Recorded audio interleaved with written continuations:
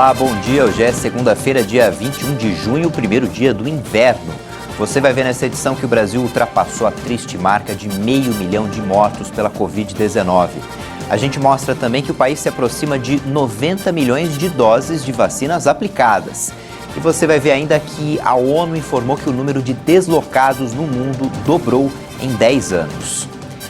A ilha de Paquetá, no Rio de Janeiro, começou ontem a vacinar em massa toda a população contra a Covid-19.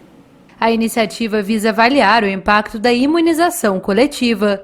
O projeto Paquetá Vacinada contempla todos os habitantes maiores de 18 anos ainda não vacinados da ilha, que fica a 1 hora de barco da capital do estado. Cara, foi uma sensação muito maravilhoso, tá? Eu não esperava isso, de ser uma pessoa, ser escolhida para abrir a porta para Paquetá ser feliz. Eu não esperava. Eu acho que pode ser até mais do que esperança. É uma certeza que a gente tem que esse lugar e o povo daqui voltará muito brevemente a um convívio normal.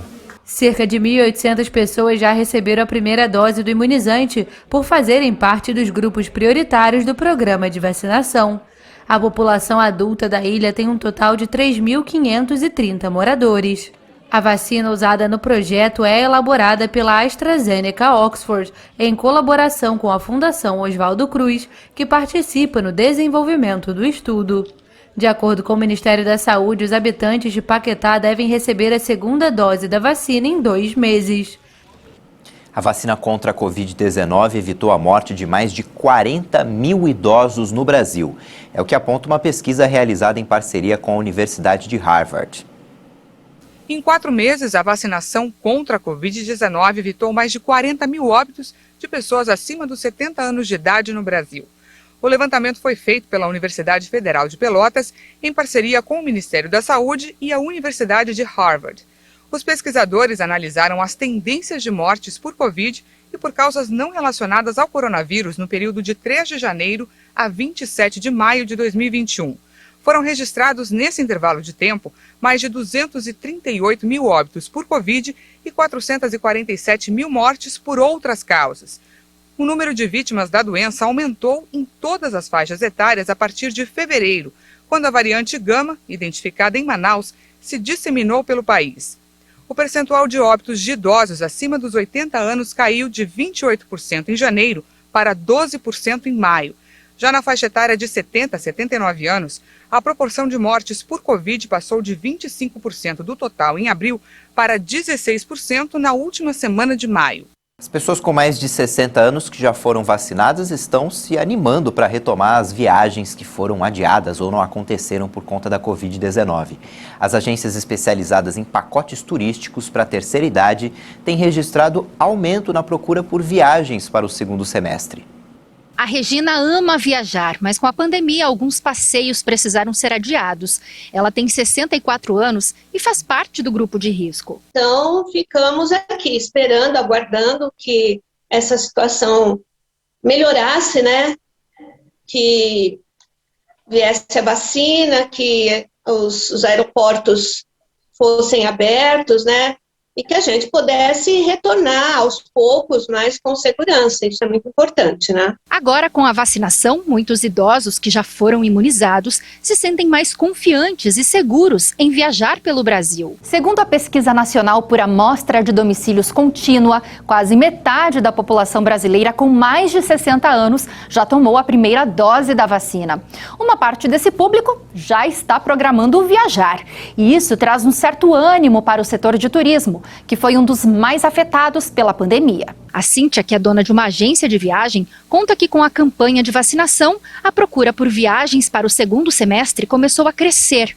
Os roteiros nacionais são os mais requisitados. Estavam já se sentindo muito presas em casa, porque eram pessoas muito ativas, acostumadas a sair. E sempre a gente ligava, conversava com elas. E elas, quando que vai ser essa vacina? Agora a maioria, a grande maioria já está vacinada, estão todas felizes. Só algumas, assim, que ainda tem medo, mas a maioria já está querendo viajar, querendo sair um pouquinho de casa. Tá aumentando a procura, sim.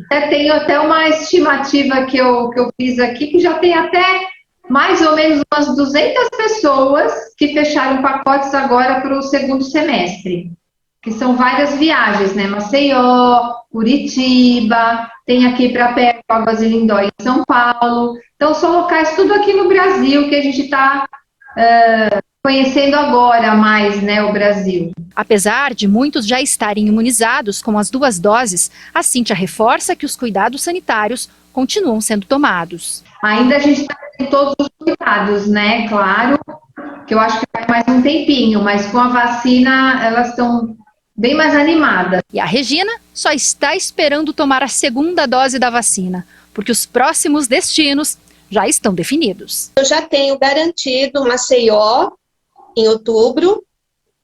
Antes eu vou para Santarém, Alter do Chão, no final de setembro também. Essa já está certa, já está garantida, já está paga. E agora eu estou vendo o roteiro para o Sul, em dezembro. Pelo tanto de tempo que eu fiquei sem viajar, já deu para fazer uma certa reserva para poder estar viajando agora para esse segundo semestre. A Caixa Econômica Federal paga hoje a 3ª parcela do auxílio emergencial para os beneficiários que fazem parte do Bolsa Família e que têm o número de identificação social UNIS, final 3. A próxima parcela do auxílio para esse grupo estará disponível a partir do dia 21 de julho. O número de pessoas deslocadas por conflitos e crises no mundo dobrou em 10 anos. É o que aponta um relatório do Alto Comissariado da ONU para Refugiados. O ano de 2020 foi o 9º consecutivo de aumento contínuo do deslocamento forçado no mundo.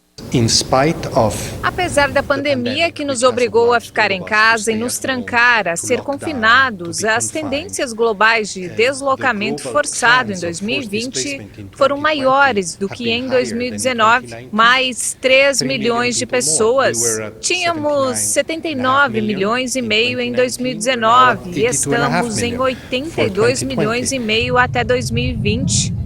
Se levarmos em conta as situações de deslocamento internacional, a Venezuela ocupa o 2º lugar no mundo, com quase 4 milhões de pessoas, só superada pela Síria. O relatório, baseado em dados do governo, indica que no final de 2020, a Colômbia continuou registrando o maior número de deslocados internos, 8 milhões e 300 mil pessoas. O inverno começou hoje e, com a mudança de estação, o tempo pode ficar instável. Em Porto Alegre, a mínima vai ser de 12 graus e a máxima não passa dos 19. Vamos ver como é que fica o tempo hoje em todo o Brasil. O inverno começa oficialmente nesta segunda-feira, meia-noite e 32 minutos, horário de Brasília. E o primeiro dia da nova estação ainda vai ser de tempo instável no centro-sul do país, por causa de uma mudança na direção dos ventos. A chuva pode acontecer a qualquer hora no estado do Paraná, em Santa Catarina, norte do Rio Grande do Sul e desde o extremo sul paulista até o sul do estado de Mato Grosso do Sul. Na capital Porto Alegre, o sol aparece entre muitas nuvens o dia todo. O dia será marcado por sol e sem chuva em grande parte da região sudeste, em todas as outras áreas do centro-oeste e desde o sul de Rondônia até a capital Fortaleza. Mas em parte da costa leste do Nordeste, inclusive em Maceió, ainda pode chover no decorrer do dia.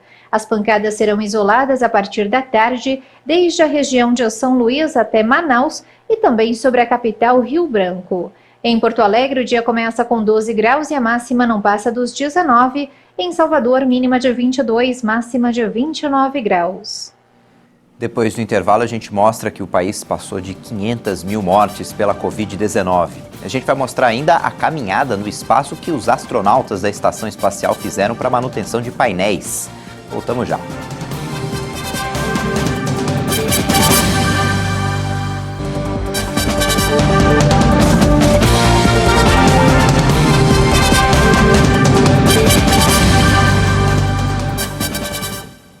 O Brasil já perdeu mais de 500 mil de vidas para a Covid-19 desde o início da pandemia. A marca foi alcançada na tarde do sábado. Já foram registrados quase 18 milhões de diagnósticos de coronavírus. O Brasil confirmou mais 1.025 mortes por Covid-19 em 24 horas. Com isso, o país perdeu até agora 501.825 brasileiros vítimas do novo coronavírus. De um dia para o outro, também foram contabilizados mais 44.178 novos casos da doença. No total, 17.927.000 diagnósticos já foram confirmados. De acordo com os dados do Ministério da Saúde, a média móvel de mortes no país é de 2.061 vítimas por dia. A alta é de 26% na comparação com 14 dias atrás. A curva de novos casos está em 73.594 confirmações diárias. Os números de casos e mortes pela doença indicam o início de um repique. Um boletim da Fiocruz alerta para uma possível nova onda de infecções. E no mapa da evolução da pandemia por regiões, podemos perceber que agora 8 estados registram alta nas mortes: Ceará, Goiás, Minas Gerais, Paraíba, Paraná, Rio de Janeiro, Rondônia e São Paulo. Em estabilidade estão 15 unidades da federação: Alagoas, Amapá, Amazonas, Bahia, Distrito Federal, Maranhão, Mato Grosso do Sul, Pará, Pernambuco, Piauí, Rio Grande do Sul, Santa Catarina, Sergipe e Tocantins. 3 estados registram queda: Acre, Espírito Santo e Rio Grande do Norte. O estado de Roraima não divulgou os números. Considerado item de primeira necessidade no início da pandemia, o álcool em gel já não tem sido mais tão procurado pela população.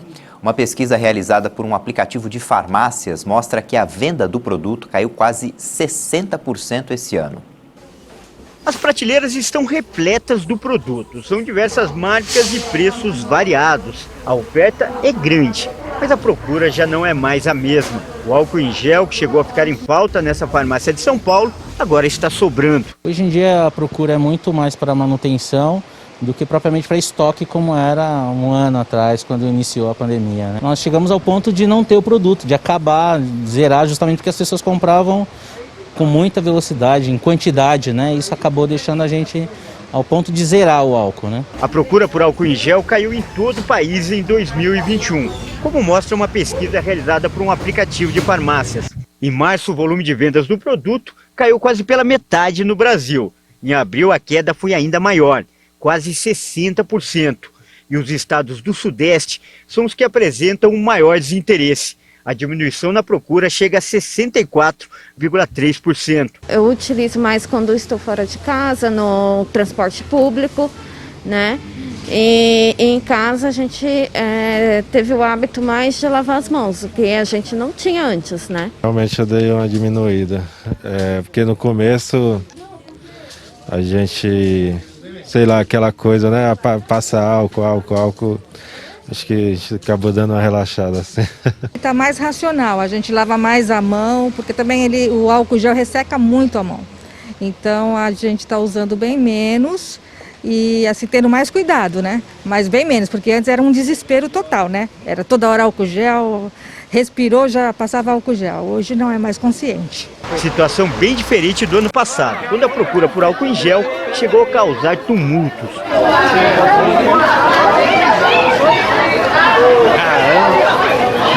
E até confusão. Esse outro vídeo mostra a ira de alguns consumidores contra um casal que tentava comprar 40 engradados do produto.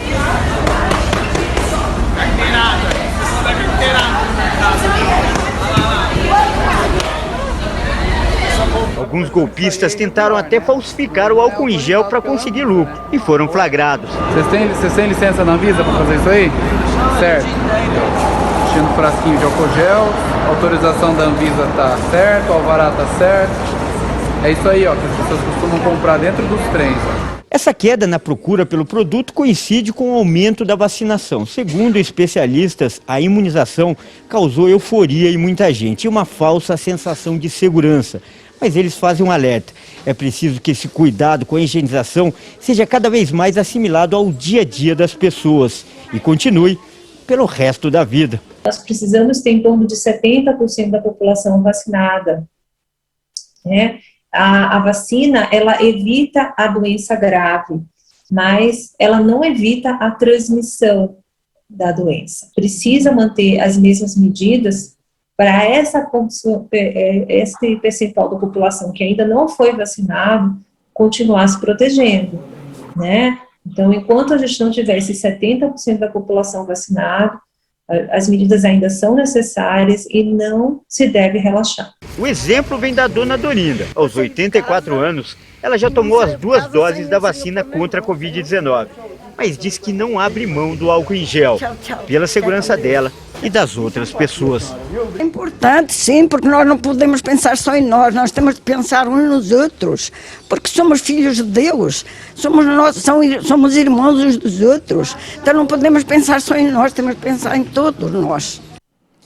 O Brasil já aplicou mais de 88 milhões e 570 mil doses de vacinas contra a Covid. De acordo com o Ministério da Saúde e as secretarias estaduais de saúde, mais de 64 milhões e 99 mil brasileiros receberam a primeira dose. Isso equivale a 30,27% da população. Mais de 24 milhões e 470 mil pessoas receberam a segunda dose. De um dia para o outro foram aplicadas 518.615 doses de vacinas contra a Covid. E os estados que mais vacinaram a população proporcionalmente são Mato Grosso do Sul, Rio Grande do Sul e Espírito Santo. Golpes aplicados pela internet não param de crescer. Só na capital de Mato Grosso do Sul, Campo Grande, o número de ocorrências aumentou mais de 5 vezes. E um dos golpes mais comuns é o do boleto falso. Juliana comenta que estava em negociação com a operadora de telefonia para pagar uma conta que teria vindo com valor indevido. A conta ela veio errada e eu entrei em contato para poder resolver. E justamente nessa situação, uma pessoa entrou em contato se dizendo atendente da operadora e ainda passou informações que deveriam ser confidenciais. Ele falou o nome do meu esposo, né? Não o nome completo, só o nome dele. E os 2 valores da fatura que eu estava em aberto, que é o que eu liguei para reclamar, para resolver, que tinha vindo errado. Este é o boleto de pagamento enviado pelo estelionatário. Chama a atenção que há nele o símbolo da Claro e até o número do contrato, que foi checado pela vítima e confere. No comprovante de pagamento do banco, aparece o nome Serve Cobranças Telefônicas Limitada. Tudo isso fez Juliana pensar não haver fraude. Ela só descobriu quando o serviço foi cortado e ela enviou um e-mail para a operadora, que respondeu e informou que os códigos de barras da empresa todos começam apenas com os números 846 ou 848. No boleto, os primeiros que aparecem são 748. Falaram que o código de barras não começava com aquela numeração. E depois eu fui olhar que no comprovante que eu paguei tinha o CNPJ do favorecido, a pessoa que recebeu o dinheiro. E eu consultei na Receita Federal, onde lá tinha um telefone, e eu liguei e vi que realmente não era o serviço de telefônica que eu havia, entre aspas, né, feito o acordo. Dados da Sejusp, Secretaria de Justiça e Segurança Pública, apontam que os estelionatos subiram muito agora em 2021 em relação ao ano passado. O aumento chegou a 47% no interior e 95% aqui na capital. Os dados de janeiro a maio de 2020 apontam 1.068 casos na capital e 2.034 no interior. No comparativo, de janeiro a maio de 2021, são 2.080 em Campo Grande e 2.983 nas demais cidades. Já os dados de estelionato, apenas pela internet, apontam mais aumento. Nos 5 primeiros meses do ano passado, foram 125 na capital e 429 no interior. No mesmo período deste ano, 637 em Campo Grande e 895 no interior. O aumento foi de 410% na capital e 109% no restante do estado. Existem várias dicas relacionadas à verificação do boleto, como por exemplo, se o valor é o mesmo que consta na linha digitável, se a linha digitável possui a mesma sequência numérica do código de barras e vários outros elementos de confirmação. Mas o mais importante, uma dica simples e suficiente para evitar que você seja vítima desse golpe, é prestar muita atenção durante o pagamento do boleto. Seja por internet banking, seja por aplicativo do banco, porque nesse momento o aplicativo ou o internet banking vão mostrar para você quem é o verdadeiro beneficiário daquele pagamento. E se você constatar que o beneficiário do pagamento não é a mesma pessoa que consta no boleto, você deve interromper o pagamento nesse momento. Se você paga a fatura como eu no aplicativo, apareceu o CNPJ antes de você confirmar o pagamento, joga na Receita Federal. É trabalhoso, mas é melhor do que passar pelo que eu estou passando, pelo golpe. Um astronauta francês e um americano realizaram ontem uma caminhada espacial para concluir a instalação de novos painéis solares na Estação Espacial Internacional. Os dois ativaram as baterias internas de seus trajes e abriram a escotilha para sair ao espaço. A missão dos astronautas inclui a instalação de 6 painéis solares de nova geração, conhecidos como iRosa, que aportaram energia para as operações cotidianas da ISS e os projetos científicos em andamento. Os painéis têm expectativa de duração de 15 anos. Uma primeira saída realizada por ambos na última quarta-feira teve problemas com os dados do traje de um dos astronautas. No total, já foram realizadas 240 saídas ao espaço da ISS. As missões serviram para instalar equipamentos, realizar trabalhos de manutenção e atualizar a estação. Vamos falar de futebol agora. Pela Copa América, jogando em Goiânia, o Peru venceu a Colômbia por 2-1 ontem. Com esse resultado, a seleção peruana somou os primeiros 3 pontos na competição e agora se reabilita depois da goleada sofrida para o Brasil na estreia. A Colômbia, que vai ser, aliás, a próxima adversária da seleção brasileira, permanece com 4 pontos. No outro jogo da noite, jogando no estádio Newton Santos, no Rio de Janeiro, depois de passar a maior parte do jogo em vantagem, o Equador acabou sofrendo o empate da seleção venezuelana, já nos acréscimos do segundo tempo. O jogo terminou 2-2. Com esse resultado, as duas equipes seguem sem vencer na competição. Falando agora do Campeonato Brasileiro, jogando em São Paulo, no Allianz Parque, o Palmeiras venceu o América Mineiro por 2-1 e chegou ao 4º jogo sem perder na competição. Em Porto Alegre, mesmo com a presença do novo treinador Diego Aguirre nas tribunas do estádio, o Internacional ficou no empate com o Ceará em 1-1. Em Salvador, Bahia e Corinthians ficaram no 0-0. Na Vila Belmiro teve clássico ontem e o Santos venceu o São Paulo por 2-0. O tricolor paulista ainda não venceu no Brasileirão e o Santos chegou à sua 2ª vitória. Na Arena Castelão, Fluminense e Fortaleza ficaram no empate, ficaram no 1-1. Na Arena da Baixada, olha só, o Atlético Paranaense venceu o Atlético Goianiense por 2-1. E esse resultado fez o Furacão assumir a liderança da competição. Detalhe que o Furacão tem um jogo a menos. A equipe paranaense tem 4 vitórias nos 4 jogos que disputou. Em Caxias do Sul, Juventude venceu o Sport por 1-0, chegou assim à sua primeira vitória no Brasileirão. E agora a gente vai falar da Eurocopa. Em Roma, a Itália venceu o País de Gales por 1-0. A seleção italiana chegou a 3 vitórias na competição, garantiu vaga na próxima fase do torneio e mesmo com a derrota, o País de Gales também se classificou para as quartas de final. No outro jogo, aliás, as oitavas de final. No outro jogo, a Suíça venceu a Turquia por 3-1. Com a vitória, a seleção suíça chegou aos 4 pontos e pode garantir a classificação como uma das melhores terceiras colocadas. A Turquia já está eliminada. Essa edição fica por aqui. No YouTube você pode rever as nossas reportagens e às 10 da manhã, no horário de Brasília, tem outras informações. Tchau, bom dia, boa segunda-feira.